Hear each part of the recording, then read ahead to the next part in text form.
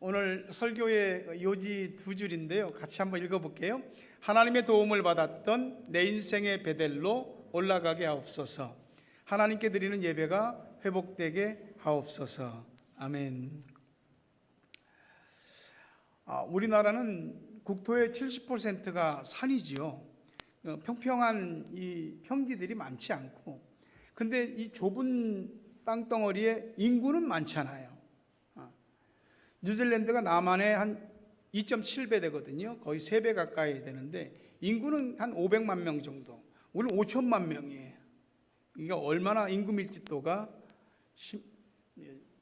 큰지 모릅니다. 그래서 우리나라에서 발전한 주택 문화가 아파트입니다. 아파트 없으면 이 많은 사람들 다 어디로 들어가나 싶을 정도죠. 그래서 이 아파트가 이제 막 지어지기 시작했죠. 곳곳에서. 음모 아파트 유명하고. 근데 이 아파트가 오래돼서 재건축을 하면 이제 그걸 데몰리션을 한단 말이에요. 그리고 새로 짓는데 이 아파트를 재건축하기 전에 아파트가 무너지는 일들이 있습니다. 1970년에 마포구 합정동에 있는 그 와우산 있는데 와우 아파트가 있었어요. 그 와우 아파트 5층짜리인데 그게 무너져 버렸어요. 그 뒤로 삼풍백화점 붕괴도 있고요. 곳곳에서 붕괴되는 일들이 많이 있습니다. 우리나라뿐만이 아니죠. 최근에는 이 검단 신도시 그 아파트의 지하 주차장이 붕괴하는 일이 생긴 겁니다. 그게 한국 그 토지개발공사인 그 LH가 발주한 공사거든요. 그러다 보니까 사회적으로 이슈가 되고, LH가 발주한 90여 곳의 그 전체 아파트를 전수조사해 보니까 한 20군데 정도가 뭐가 빠진 겁니다. 철근이 빠진 거죠. 제대로 들어가 줘야 될 철근들이 안 들어가고 보강보들이 안 세워지니까 그게 불안한 거죠. 급하게 지금 지지대를 세우고 다시 철근 보강한다 그러는데 잘 될지 모르겠어요. 거기 사는 사람들은 또 얼마나 마음이 불안하겠어요. 근데 여러분, 우리 인생 자체가 집 짓는 거 아닙니까? 하나님을 믿는다고 하는 것도 우리가 믿음의 집을 지어 가는 거거든요. 어떠세요? 여러분의 집에는 그 흔들림이나 무너짐이나 금이 가는 거나 그런 일 없습니까? 사실 여러분 가운데 당장 먹을 게 없어서 내일 죽는다 하는 절대 빈곤에 있는 사람은 없을 겁니다. 솔직히 말해서 진짜 문제는 눈에 보이는 육신의 편함과 편리함 때문에 그 길을 선택한다는 것이고, 또 그 길이 잘못된 것이라고 하는 걸 알면서도 그 길로 간다는 거죠. 그게 처음에는 아무런 문제가 되지 않았는데 어느 날 문제가 되는 겁니다. 여러분, 우리 인생의, 우리 삶의 현실에서 어떤 거 하나만 딱 떼어놓고 생각할 수 있습니까? 다 연결되어 있어요. 하나하나 다 이렇게 연결되어 있어요. 그래서 하나가 문제가 생기면 계속 이어서 문제가 또 일어나고 그러는 거예요. 마치 도미노 쓰러지는 것처럼. 어느 날 정말 심각한 문제가 우리를 절벽 끝으로 몰아넣을 때가 있습니다. 끝이야. 한순간이라고 여겨질 때가 있습니다. 우리가 뉴질랜드 와서 운전하는 것 가운데 한국하고 좀 다른 게 핸들이 반대 방향에 있는 거잖아요. 한국은 왼쪽에 있지만 여긴 오른쪽에 있습니다. 이게 운전을 처음 하시는 분은 잠깐 착각하면은, 이 나라는 또 중앙선이 때로는 분명하지 않아 갖고 그냥 역주행을 할 수가 있습니다. 근데 여러분, 우리 삶에 있어서 그 운전의 문제는 운전을 잘하고 못하느냐의 문제가 아니라 방향의 문제입니다. 앞에서 오는 차가 없다고 계속해서 역주행으로 가도 괜찮은 겁니까? 계속 운에만 맡길 수 있는 겁니까? 앞에 차가 없네, 나 이 길로 갈 거야 하고 고집 부릴 일입니까? 우린 다들 나름 인생을 자기 방식대로 살아가는 자신들만의 어떤 노하우가, 스킬이 있어요. 운전으로 치면 인생들 나름 잘 사는 것 같은데 문제는 항상 방향입니다. 역주행하고 있는 거죠. 이게 방향이 잘못된 걸 알면서도 계속 그 방향으로 가는 것은 더 큰 문제가 됩니다. 그 관성이라는 게 있습니다. 여러분 이런 거 끈 매달아서 뭐 돌려보셨죠? 이렇게 돌리면은 그것 자체는 달린 물건은 힘이 없어요. 근데 돌아가는 끈으로 매달아서 돌아가는 힘에 의해서 그게 돌아가는 거예요. 우리가 이게 잘못됐네 하고 거기서 벗어나고 싶은데 잘 안 돼요. 왜? 관성 때문에 그래. 잡아당기는 관성이 나를 거기다 묶어두는 거예요. 계속. 마치 호랑이 등에 올라타 갖고 내리지도 어쩌지도 못하고 그냥 어쩔 수 없이 가는 그런 우리 인생의 모습이 있을 수가 있는 거거든요.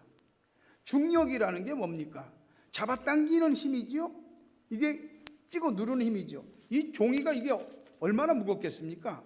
이게 아무것도 아닌 것 같아도 이렇게 놓으면 내려갑니다. 중력의 힘이 잡아당기는 거거든요. 중력이 우리를 잡아당길 때, 찍어 누를 때 이기지 못하면 한 걸음도 못 됩니다. 등산을 하거나 아주 힘든 데를 올라가거나 그럴 때, 또는 인생에 너무 고통스러울 때 한 걸음도 못 뛸 때가 있습니다. 잡아당기는, 찍어 누르는 힘이 있기 때문에 그런 거예요. 영적 세계도 마찬가지예요. 하나님을 좀 믿어보려고 하는데, 제대로 좀 믿어보려고 하는데 마음은 있는데 그 어떤 힘이 나를 찍어 눌러요. 잡아당겨요. 근데 그걸 내 힘으로 이겨내지를 못하겠는 거예요. 여기에 우리 인생에 큰 난제가 있는 겁니다. 야곱이 그랬습니다. 인생의 절체절명의 위기를 몇 번을 만났는데 지금 다시 사냐 죽냐 하는 심각한 일이 생겼습니다. 하나님이 그러죠. 일어나 베델로 올라가라. 거기서 하나님께 나 여호와께 제단을 쌓아라. 예배드려라. 이게 창세기 35장 우리 학생들이 읽은 본문의 말씀입니다. 이 말씀을 이해하기 위해서는 사실 창세기 34장을 봐야 됩니다. 야곱은 하나님의 은혜를 받고 야복강에서 간절히 기도해 갖고 형 에서가 죽이려고 하는 것을 모면하고 무사히 고향 땅으로 들어오게 됐습니다. 그리고 야곱이 들어와서 살던 곳이 세겜이라고 하는 곳입니다. 근데 이 세겜이 사실 야곱은 베델에 살았어야 되거든요. 근데 세겜에 들어가 살았습니다. 왜냐하면 현실적으로 세겜이 살기도 괜찮았거든요. 사람들 사는 모양도 그렇고 이게 힘들게 살던 때하고는 다른 거예요. 그래서 거기 살았어요. 근데 그 세겜 땅의 그 사람들은 하나님도 없고 말씀도 없는 사람들이잖아요. 그런 사람들하고 자주 이렇게 접촉하다 보니까 어쨌든 살면서 싫든지 좋든지 접촉하다 보니까 그들의 생각, 그들의 말, 그들의 유행, 그들의 어떤 사상 이런 것들이 알게 모르게 이렇게 묻어 들어오는 거죠. 특히 야곱에겐 12아들이 있었는데 딸이 하나 있었어요. 디나라고 하는. 딸이 관심이 많은 거예요. 이거는 뭐 전에는 전혀 몰랐던 아주 최신 유행이네. 정말 사람들 멋지게 사네. 관심 있어요. 계속 그것을 보고 듣고 하루 돌아다녔어요. 하루는 나갔다가 세겜 족속 주장에게 성폭행을 당합니다. 이런 심각한 일이 발생했는데 이 디나의 오빠들이 아버지하고 상의를 해야 되는데 아버지하고 상의 안 합니다. 이것들 봐라. 도대체 우리 여동생은 뭘로 받길래 이렇게 함부로 대했어? 꾀를 내는 겁니다. 근데 저쪽에서 야 이거 일은 이렇게 벌어졌는데 양쪽 집안이 좀 양쪽 족속이 좀 결혼해야 되겠다. 그러면 서로 힘도 늘리고 세력도 늘리고 좋아질 거라고 판단한 겁니다. 근데 야곱의 오빠들이 좋아. 근데 우리 집안은 이 할례를 행하지 않는 사람. 할례는 오늘날의 포경수술과 같은 겁니다. 할례를 행하지 않는 민족과는 우리는 상종 안 해. 그랬더니 세겜 족속이 야 그러면 우리 할례 받을게. 그리고 양쪽 집안이 같이 결혼하자. 그리고 세겜 족속이 다 남자들이 할례를 받았을 때 디나의 오빠들이 칼 차고 들어가서 눈에 띄는 대로 다 죽이고 물건들 약탈해 오고 했습니다. 일이 터진 거지요. 일이 더 커진 겁니다. 창세기 34장 30절 보니까 오늘 말씀은 세 번역으로 봤습니다. 일이 이쯤 되니 야곱이 시므온과 레위를 나무랐다. 너희는 나를 오히려 더 어렵게 만들었다. 이제 가나안 사람이나 브리스 사람이나 이 땅에 사는 모든 사람이 나를 사귀지도 못할 추한 인간이라고 여길 게 아니냐. 우리는 수가 적은데 그들이 합세해서 나를 치고 나를 죽이면 나와 나의 집안이 다 몰살당할 수밖에 없지 않냐. 야곱이 큰 위기를 느낀 거죠. 아버지가 이렇게 질책하면 아버지 그때는 우리도 성질이 나갔고 디나 생각이 그냥 열이 끝까지 화딱지가 뻗었어요. 우리도 물불을 가리지 않고 정신이 없었던 모양이에요. 그래야 되는데 아들들이 아버지한테 그렇게 말하지 않습니다. 창세기 34장 31절 보면 그가 우리 누이를 창녀 다루듯이 하는데도 그대로 두라는 말입니까? 아버지한테 대듭니다. 항상 아버지에게는 권위가 있거든요. 가정에서. 제 당시의 아버지만 해도 굉장히 아버지는 어려웠습니다. 그러니 이 당시 고대의 아버지라고 하는 것은 우리가 생각하는 그런 정도의 권위가 아닙니다. 집안 가족의 자기 테두리 안에 있는 모든 사람의 생사 그리고 그들의 운명을 결정지을 수 있는 권세를 가지고 있는 사람이 아버지요 족장입니다. 근데 자식들이 막 대듭니다. 자식이 이럴 줄 알았나? 세겜 족속들은 추장 한마디에 야, 다 할례 받아. 그게 다 할례 받는데 지금 야곱의 아들들은 아버지한테 고개 빳빳이 쳐들고 대들고 있습니다. 야곱이 생각할 때 한순간에 다 몰살당하고 재산이고 뭐고 다 뺏기고 다 끝날 그런 상황이라고 위기감을 느낀 겁니다. 35장 1절에 하나님이 야곱에게 말씀하셨다. 어서 베델로 올라가 거기서 살아라. 네가 너희의 형 에서 앞에서 피해 도망할 때 너에게 나타난 그 하나님께 제단을 쌓아서 바쳐라. 어느 날 우리 자식에게 일이 생깁니다. 자식이 일을 처리한다고 일을 더 어렵고 복잡하고 크게 만들어 버렸습니다. 부모가 너 왜 그랬냐고 그랬더니 자기 할 말 하면서 부모한테 말대꾸하며 반항하고 대듭니다. 이대로라면 이 벌어진 일의 사태로 보면은 금방 큰 난리가 생기게 생겼습니다. 여러분 같으면 어떡하시겠어요?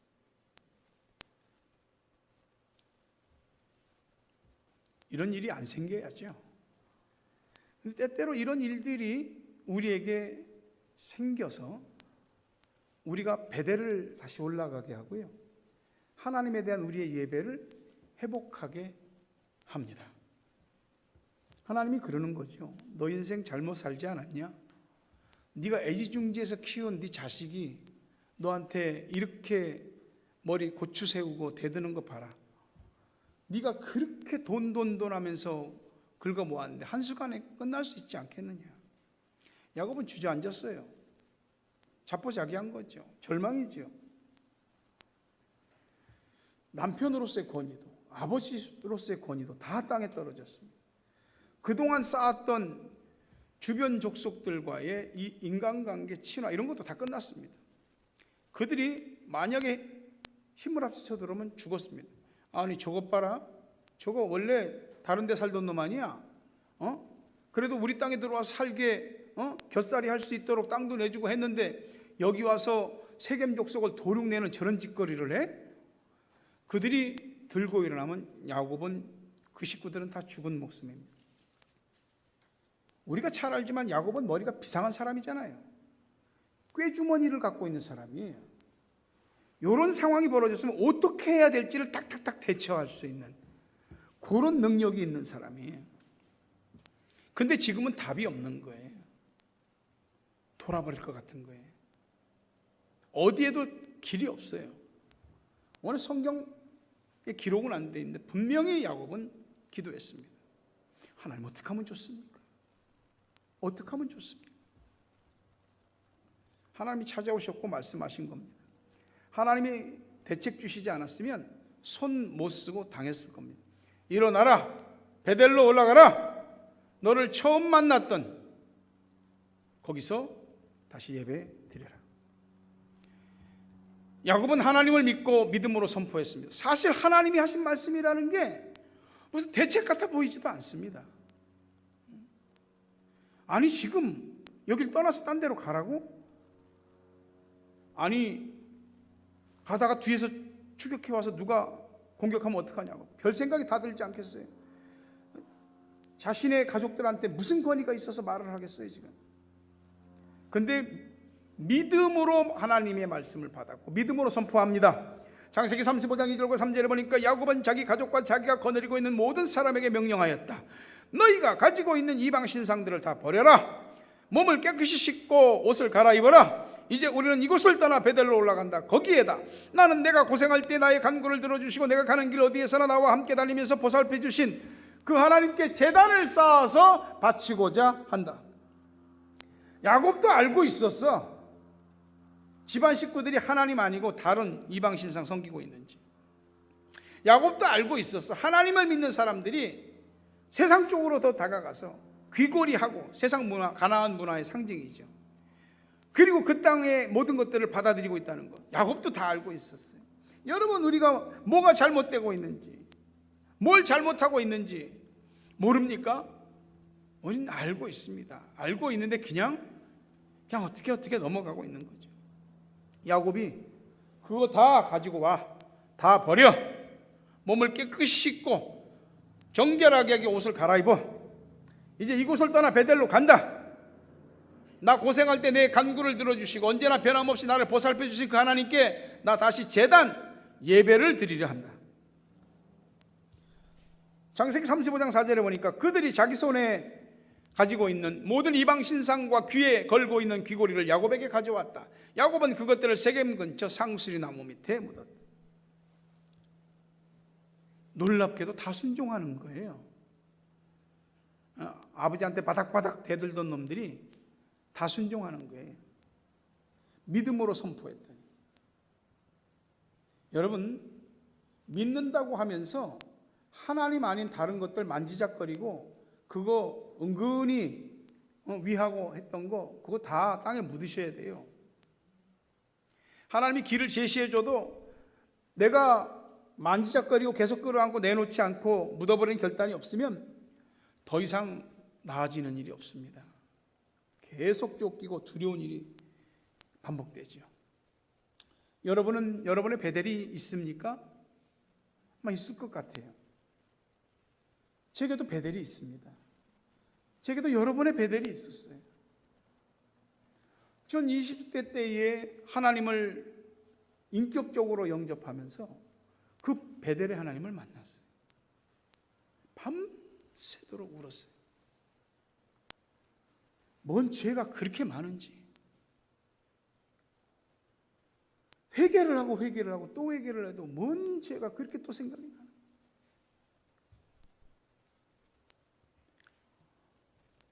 제가 하나님 앞에 뭔가를 작정하고 처음으로 한국에서 21일 금식 기도할 때 그때 두 번째 베델에 올라갔어요. 그리고 하나님이 나를 딱 안아주시는 것을 경험했죠. 한국에서 처음으로 개척할 때 그때 힘듦이 있었고 하나님의 베델에 올랐죠. 그리고 하나님께서 저를 뉴질랜드 타우랑가로 가라고 하셨을 때 아무것도 없는 여기에 가서 목회하라고 이민 목회를 하라고 했을 때 그때 어찌할 바를 몰랐어요. 베델에 올라갔죠. 여기 와서 이민교회를 섬기며 20여 년 가까이 오는 동안 큰 일들이 있어 하나님 앞에 한 두 번 정도 하나님의 베델에 올라갔습니다. 나중에 말씀드리겠지만 베델은 하나님의 집이라는 뜻이에요. 항상 너무나 곤고할 때 어떻게 할 바를 모를 때 하나님이 일어나 베델로 올라가라. 거기서 시작하게 하시더라고요. 난 여러분도 다르지 않을 거라고 생각합니다. 우리에게는 힘듦이 없겠습니까? 자식으로 인한 일들이, 우리 삶의 현실에 대한 어떤 일들이 우리의 가슴을 옥죄이고 우리의 사방을 이렇게 쪼여 들어오는 것 같은, 남들에게 일일이 다 말할 수 없는데 너무나 다급하고 위기감을 느끼는 일들이 우리에게는 없겠습니까? 여러분, 하나님 만났던 적 있습니까? 은혜 받았던 적 있습니까? 하나님의 도움을 받았던 적이 있습니까? 하나님이 여러분을 인도해 주셨던 적이 있습니까? 그때가 베델의 시간이고 그 장소가 베델입니다. 오늘 다시 올라가야죠. 우린 다시 올라가야 됩니다. 예배하는 것부터 시작해야 됩니다. 야곱이 처음 형에게서 장자의 축복권과 장자의 축복을 다 가로챘을 때 그 미련곰퉁이 같은 애서도 이 자식 봐라, 이 자식이 나한테서 장자의 권리도 뺏어가고 팥죽 한 그릇으로 뺏어가고 아버지하고 나를 속여서 장자의 축복도 가로채. 미련한 애서도 분통이 터졌습니다. 너 부모님이 살아계셔서 그러지, 너 부모님만 돌아가시면 넌 바로 죽여. 그래서 야곱은 도망갔잖아요. 그 밤에 외삼촌 라반이 있는 바단 아람으로 가다가 길거리에서 노숙을 하게 됐어요. 거기서 하나님을 만났어요. 꿈에 보니까 사닥다리가 땅에서 하늘에 닿아 있는데 사닥다리 위를 천사가 오르락 내리락하고 사닥다리 끝에 하나님이 계신 거예요. 오, 하나님이 우리 할아버지 아브라함, 아버지 이삭의 집에만 있는 줄 알았더니 여기도 계시네? 하고 하나님을 거기서 처음 뵙는 거지. 하나님, 나 지금 도망갑니다. 그러나 나 다시 고향 땅으로 무사히 돌아오게 해주시면 하나님을 나의 하나님으로 섬기고 내 소득의 11조를 하나님께 바치겠습니다. 그때 하나님이 만나 주셨어요. 그 20년 만에 고향으로 돌아올 때 하나님이 큰 부자가 돼서 돌아오게 해주셨어요. 여러분, 우리에게는 어떤 문제들은 참 심각합니다. 근데 그 심각함 속에 빠져들어가면 정말 심각해지는데, 이 우리의 심각함이야말로 실마리가 풀릴 수 있는 기회입니다. 하나님을 찾아 기도할 시간, 하나님을 만나는 베델의 시간, 하나님께 예배가 회복되는 시간이기 때문에 그렇습니다. 사람이요, 처음 마음 그대로 하는 게 참 어렵습니다. 여러분, 은혜 받았을 때, 좋은 일 있을 때, 직분 받았을 때 그 마음 그대로 잘 신앙생활 합니까? 그게 참 어렵습니다. 가난할 때 주님 잘 믿었는데 부자가 좀 되고 돈이 생기면 하나님을 잘 못 믿습니다. 그러니까 우리가 조금만 괜찮아도 하나님을 처음 마음 그대로 잘 못 믿고요, 조금만 어렵고 힘든 일이 반복돼도요, 하나님에 대한 믿음을 또 잃어버립니다. 우리에게는 평생을 베델에 올라가야 될 이유가 있는 겁니다. 창세기 35장 7절에 야곱이 거기에서 제단을 쌓은 뒤에 그가 형을 피해서 떠날 때 베델에서 하나님이 나타나신 것을 생각하고 그곳 이름을 엘 베델이라고 했다. 루스라고 하는 곳이 본래 야곱이 처음 노숙했던 곳이에요. 그 지명이에요. 길을 잘못 들었다, 그런 뜻이거든요. 근데 거기서 하나님을 만나니까 길을 잘못 들은 루스에서 베델, 하나님의 집으로 바뀌었어요. 야곱이 잠자다가 하나님 계신 거 보고 돌베개를 기둥으로 삼아서 하나님께 예배를 드렸잖아요. 어쨌든 말이죠, 좀 하나님 생각부터 생각 좀 하셔야 돼요. 하나님 생각이 좀 나야 돼요. 그래야지 다시 뭔가 새롭게 될 수 있는 마음도 생기고 길도 열리는 거예요. 처음에 하나님을 만났던 베델의 원래 지명은 루스에서 야곱이 하나님 만나고 벳엘, 하나님의 집으로 바뀌었어요. 근데 여기 두 번째 인생의 큰 위기를 만나면서 그 베델이 엘 베델이 됩니다. 베델은 이게 영어를 그 원문 그대로 이렇게 풀어보면은 House of God, 하나님의 집이라는 뜻이에요. 근데 엘 베델이라고 그러잖아요. God of the house of God, 하나님의 집의 하나님. 그러니까 완전히 하나님 그분이 중심이 된 집이 돼버린 거예요. 두 번째 베델이. 창세기 35장 11절에 나는 전능한 하나님이다. 엘샤다이, 엘샤다이. 성경에서 이라는 말이 전부 하나님이라는 말이에요. 전능한 하나님, 말씀으로 전지를 창조하시고 홀로 우주를 운행하시는 그 하나님, I'm God Almighty. 전능한 하나님이 바로 내가 너의 하나님이라고 말씀하시고 있습니다.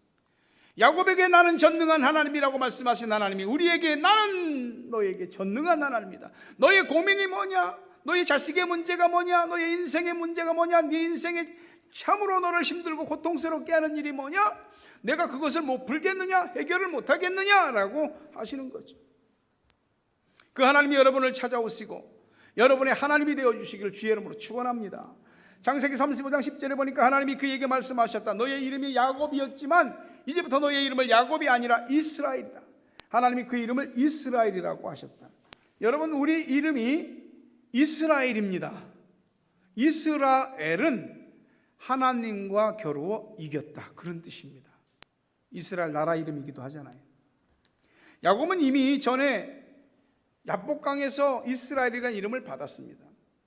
형 에서를 피해서 외삼촌 라반의 집에서 20년 동안 정말 개고생하면서 하나님이 축복하셨기에 부자가 됐죠. 그래서 돌아오는데 형이 20년 전 원한을 못 잊고 이놈의 자식 돌아온다고 내가 너 잊은 줄 아냐? 이를 갈고 있었다 이놈의 자식아 하고 400명의 군사를 이끌고 죽이려고 온다는 소식을 듣고 야곱은 완전히 절망해버리죠. 처자식을 먼저 야복강 건너로 먼저 다 보내고 재산도 전부 다 보내고 자기 혼자 야복강에 남아서 기도하는데 누가 나타나서 자기를 넘어뜨리려고 하는, 성경에 씨름했다고 그럽니다. 근데 이게 호세아서에 보게 되면 하나님과 기도했다, 울며 기도했다라고 합니다. 하나님 나를 축복하기 전에 절대로 못 보내드립니다. 이 문제를 해결해 주기 전에 못 보냅니다. 못 가십니다. 너 이름이 뭐냐? 야곱입니다. 다시는 야곱이 아니고 이스라엘이다. 이미 이름을 받았어요. 옛날에 이스라엘이라고. 근데 이름만 이스라엘이지 이스라엘처럼 살지 못했어요. 그 딸에게 생긴 그 봉변, 자식들이 그 살인과 약탈을 저지른 일들, 자식들이 아버지한테 머리 빳빳이 들고 반항하고 대드는 일들, 주변의 족속들이 곧 쳐들어와서 다 죽을 것 같은, 다 끝날 것 같은 이 두려움, 그게 다 뭐예요? 이름만 이스라엘이지 실제로는 야곱으로 살았잖아요. 그 결과예요. 여러분, 믿는데 그냥 되는 대로 믿지 말고 하나님을 믿되 잘 믿으셔야 됩니다. 예배를 그냥 드리지 말고 하나님께 예배를 드리셔야 됩니다. 그냥 겉으로 이스라엘이 아닌 제대로 된 이스라엘로 살으셔야 됩니다. 오늘 야곱이 하나님을 믿고 집안 식구들 다 얘기하고 집안의 모든 것 다 정리해서 세겜을 떠나 베델로 올라가는데 놀랍게도 하나님이 주변을 정리하시는 거예요. 가족들이 다 순종하는 건 물론이고 주변의 족속들이 어휴 저 야곱을 쳤다가는 무슨 일이 일어날지 몰라, 무서워. 그래서 전부 다 아무 소리도 않고 있었습니다. 하나님이 하시는 일이 이와 같습니다. 하나님이 여러분에게 주시는 은혜가 있다면 그 은혜를 믿음으로 붙잡고 믿음으로 선포하세요. 그러면 그 믿음에 선포한 효력이 발생하는 거예요. 아버지 학교요? 한번 해보세요. 그냥 교회에서 하니까 하는 거다라고 생각하지 마시고 여러분이 한 4일 정도 참석해갖고 진짜 집안에서의 자신의 존재감, 정체성, 남편으로서 또 아버지로서 이런 모든 것들이 깨달아지고 또 회복되고 권위가 서고 아버지가 살면 다 사는 거예요. 그런 거 나흘 동안 참석해갖고 그런 역사가 일어난다면 뭐 못 참석할 건 뭐 있어요? 한번 해보세요. 나는 해보라고 했습니다. 한번 해보세요. 창세기 35장 15절에 야곱은 하나님이 자기와 말씀을 나누시던 곳의 이름을 베델이라고 했다. 이게 하나님의 집이라고. 회복됐어요. 하나님과 관계도 예배도 회복됐습니다. 온 가족이 돌기둥을 세우고 하나님께 예배를 드렸습니다. 부모가 예배드리는 모습을 본 자녀들, 부모가 하나님 앞에 신실하게 기도하는 모습을 크고 자란 자녀들, 하나님이 책임지십니다. 망하게 하지 않아요. 말씀을 맺습니다. 여러분, 은혜 받은 적 있죠? 하나님이 여러분을 사랑하시고 도와주신 적 있죠? 근데 지금 어디 살고 있어요? 세겜에 살고 있어요? 베델에 살고 있어요? 잘못된 곳에 살고 있으면 거기서 떠나세요. 베델로 올라와서 살으셔야 됩니다. 하나님의 집, 하나님의 임재와 말씀이 있는 베델, 거기서 사셔야 됩니다. 저도 여러분도 실수합니다. 우리 죄악이 있어요. 잘못됨이 있어요. 근데 하나님이 바로잡아 주시잖아요. 야곱한테 야이 나쁜 놈아, 네가 어떤 은혜를 받았는데 그따위 짓거리하고 네 맘대로 살고 이제 어렵다고 또 그러지 않으세요. 긍휼히 여기시고 다 덮으시고 진짜 이스라엘이 되게 하십니다. 오늘 거룩한 주일 저와 여러분은 하나님의 베델에 올라왔습니다. 하나님의 베델에 올라온 여러분에게 전능하신 하나님이 여러분 편이 되어 주시고 예배가 예배되게 하시고 여러분이 그토록 두렵고 곤란하게 여겼던 모든 일들이 다 풀리고 회복되게 되기를 주님의 이름으로 축복합니다.